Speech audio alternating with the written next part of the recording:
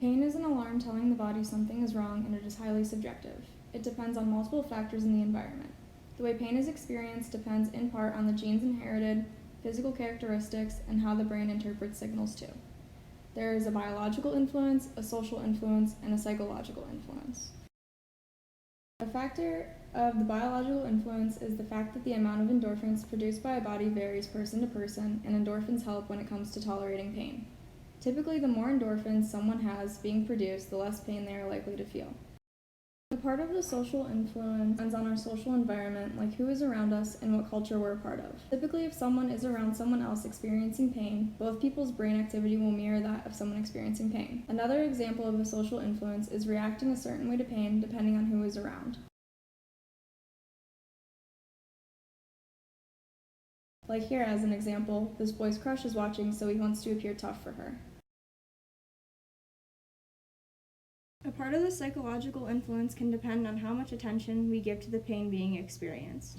The more someone is focusing on the pain, the more painful it will seem. But also other factors in the environment can distract from the pain. For example, the two characters now have the money to focus on instead of the pain. We are going to use the reducer-augmenter scale we received in class and ask people to fill them out themselves and tell us their total number at the end and if they agree with the results they got or not. The revised reducer-augmenter scale we used consisted of 21 questions that refer to either events that people experience or feelings people can have. Those asked to fill out the scale were told to circle the number that best describes their feelings in general or how they felt about a particular event. So you have two options to choose from, with numbers 1 through 6 presented between the two options. For the first example, there was the option to either watch TV or read a book. So if they circle 1 through 3, they prefer to watch TV, but 4 through 6 shows preference for reading a book. The closer you are to the example you pick, the higher preference you have for said event or feeling.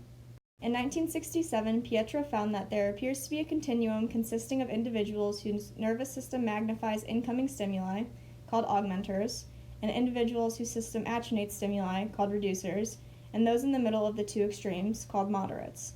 Additionally, it has been demonstrated that there is a link between pain tolerance and the tendency to modulate incoming environmental stimulation. Specifically, reducers tend to report a higher tolerance for pain than augmenters, seek higher levels of environmental stimulation, and behaviorally engage in higher levels of activity. Theoretically then, reducers and augmenters, the extremes on the individual difference dimension, differ in their preferred levels of arousal. To show this theory, we use the reducer-augmenter scale to note the variable differences found throughout 3 separate people.